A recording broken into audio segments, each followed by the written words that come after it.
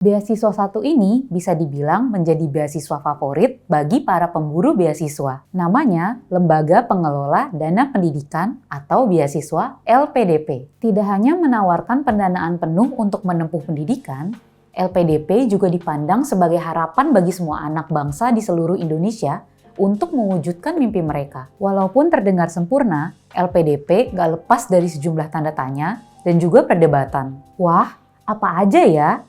Mau tahu? Mau paham? Sini, tak kasih paham.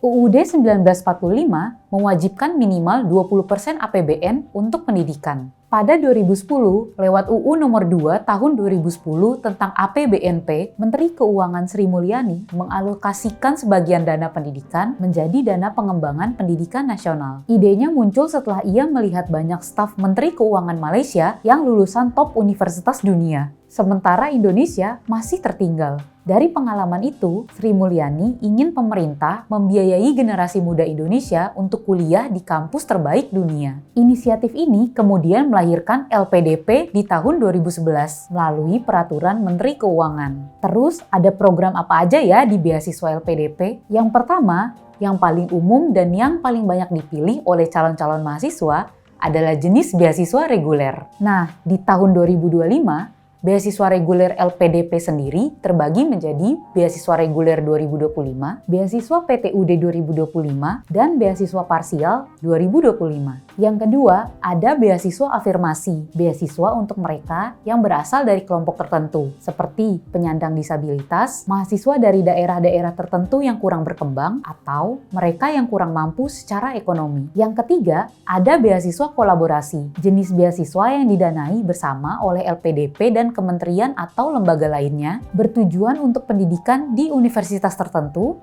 atau untuk bidang studi spesifik yang disepakati. Yang keempat, ada beasiswa targeted. Nah, beasiswa ini ditujukan untuk pegawai negeri sipil atau PNS, TNI, Polri, dan sektor-sektor tertentu yang diperlukan oleh negara seperti di bidang kewirausahaan dan lain-lain. Kalau biaya yang ditanggung LPDP, inilah daftar biaya yang seluruhnya ditanggung oleh LPDP. Daftar biaya yang ditanggung bisa dibilang menjadi alasan terkuat kenapa beasiswa ini menjadi favorit di kalangan masyarakat. Setiap kebijakan besar pasti punya tantangan dan kritik. Begitu pula dengan LPDP. Wamen Kemdikti-Saintek Stella Christy sempat mengeluarkan pernyataan yang mendatangkan pro kontra di masyarakat. LPDP adalah hutang yang suatu saat harus dibayar dan akan ditagih. Maksudnya bukan hutang dalam berbentuk uang ya, tapi mengingatkan kepada para penerima beasiswa atau awardee untuk berkontribusi ke negara. Kekhawatiran ini tidak sepenuhnya salah, khususnya beasiswa ke luar negeri. Karena ada beberapa penerima beasiswa LPDP luar negeri yang memanfaatkan kesempatan ini sebagai loophole bagi mereka yang ingin memanfaatkan pendidikan dan uang saku dari negara untuk menikmati hidup yang lebih baik di negara yang dituju tanpa ada niat untuk pulang. Apalagi ada peraturan LPDP yang mengharuskan kembali ke tanah air setelah masa studi selesai. Selain masalah awardee kabur, LPDP juga sempat mendapat kritik keras dari anggota Komisi 11 DPR RI dari fraksi PAN, Primus Justisio. Ia mendesak agar proses seleksi beasiswa LPDP dibuat lebih sederhana, transparan, dan lebih banyak memprioritaskan calon awardee yang tidak mampu ketimbang yang lebih berprestasi. Selalu ungkapkan, transparan itu nomor satu. Transparan itu bisa diakses oleh siapa saja. Nah, apakah setelah transparan itu harus adil? Belum tentu. Kalau menurut saya harus berpihak.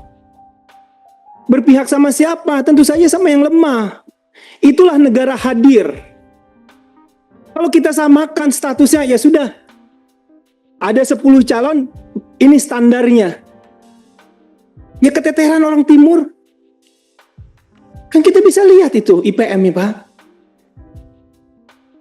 Nah ini yang perlu kita jadikan solusi bagaimana ke depannya. Kita ada keterpihakan. Desakan ini bukanlah hal baru. Banyak yang mempertanyakan transparansi seleksi LPDP serta kontribusi para awardee setelah studi. LPDP sejatinya lahir dari kepedulian untuk meningkatkan kualitas anak bangsa. Masalah pro kontra di baliknya bisa dianggap sebagai motivasi bagi para pemangku kebijakan untuk bekerja lebih baik lagi. Dan untuk para pejuang beasiswa, semangat, semangat, semangat!